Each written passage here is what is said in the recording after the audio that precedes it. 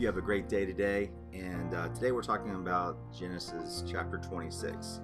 And a couple of things about this chapter. What happens is there was this severe famine in a land. And so God basically was with Isaac. And Isaac was living in a land where King of the Philistines lived. And his name was King Abimelech. And so the Lord appeared to Isaac and says, "Don't go to Egypt, but do as I tell you." And isn't it interesting that when God shows up, he'll tell us to do things his way, not our way. And he says, when you're living there, that you're going to live as a foreigner, but I will bless you because Abraham, your father, listened and obeyed me. And so Isaac lived there, and he did the same thing his father Abraham did with his wife Sarah. Isaac told these people that lived in this land that Rebekah wasn't his wife but his sister. And so it says that sometime later King Abimelech saw Isaac and Rebekah caressing, and then King Abimelech asked, "Why did you deceive me? Why did you tell me she was your sister?" And Isaac said that he was afraid. And then King Abimelech made an order that no one would touch Rebekah. And so anyway, Isaac ends up planting his crops in this land where he was a foreigner, but he obeyed and listened to God, and so God blessed him. And the Bible says that there was enough space in that Isaac's crops were 100 times more than anyone else. The Bible says he became very rich, and the Philistines became very jealous of Isaac and God's blessings of him. And so anyway, what they did, they were jealous, and they came and filled these wells that he had dug. And so King Abimelech ordered Isaac to leave because of the influence. He became so influential in that area and so powerful in that area that they became jealous. So King Abimelech said, "Isaac, you got to leave." And so Isaac moved, and Isaac reopened the wells that these wells, and they had filled it with dirt because they were jealous of Isaac.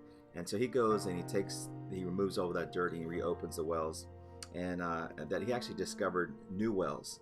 But again, the shepherds were jealous, and they came and they filled those wells with dirt, and they also told him, "Well, those aren't your wells, they're our wells." And anyway, Isaac goes and he digs new wells. But again, people kept saying it was theirs. And then finally he dug a well, and no one said it was theirs. And he called this well a name that meant God has provided enough space for us. And then the Lord appeared to Isaac and says, "Do not be afraid." Someone needs to hear that today. The Lord wants you to know, do not be afraid. And God tells Isaac, because I am with you and I will bless you. You need to hear that today. God's with you. He wants to bless you. Do not be afraid. The king of Abimelech confronts Isaac, and Isaac said, "Well, King Abimelech, you hate me." And King Abimelech says, "But obviously the Lord is with you. And hey, let's make a covenant." That word covenant means agreement. Let's make an agreement together. So Isaac agreed, and Isaac's servants found another well. And this chapter ends by saying that Esau's wife, so Esau was Isaac's son, but Isaac's daughter-in-law said made life miserable for both Isaac and Rebekah. I don't know what she did yet. Maybe we'll find out about it. But she must have been doing some terrible things to make their life miserable. So here's the application and takeaway from this chapter today is that times of trouble we need to make sure that we don't doubt what God tells us to do. We need to listen to exactly what he tells us to do. And we need to have this mindset that we're living in a temporary mindset. This is just like Isaac. He was a foreigner in the land and God still blessed him. We are a foreigner in this world. Our permanent place is heaven, but God still wants to bless us here. I also put, sometimes blessings come because someone else did before us, not because of what we did. And remember that God told Isaac, the reason why I'm blessing you and providing for you is because of your father Abraham obeyed and listened to me. And also put here, stop making the same mistakes people before you made. Stop making the same mistakes.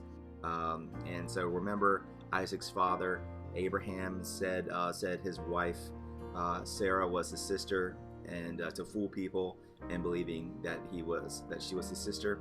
Well, Isaac does the same thing. He goes and tells people that that my wife Rebecca is really my sister, and he made the same mistakes that his father did.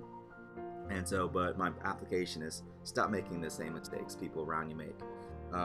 We need to stop living in fear. I also put when conflicts arises, we need to trust God for his wisdom. And also have here, God will give us blessings and influence, but not everyone will appreciate it. Some people will become jealous of the influence God gives you. And but when they do that, remember to respect them and treat them well. And remember that God always provides. When people have a plan to disrupt things, God's blessings in your life, God will provide for you and protect you. And here's my prayer today, that nothing other than sin or disobedience can stop God's plans. We need to remember that God's plans are going to be accomplished in our life when we're desiring to listen to him and follow him. And that my prayer is that we will respond properly to those who becomes jealous of God's blessings in our life, and that we will show grace and mercy to people. And when people see grace and mercy in our life, when we respond to them, it points to Jesus. So anyway, I hope you have a great day. Remember, you matter to me, but more importantly, you matter to God. God bless you and have a great day.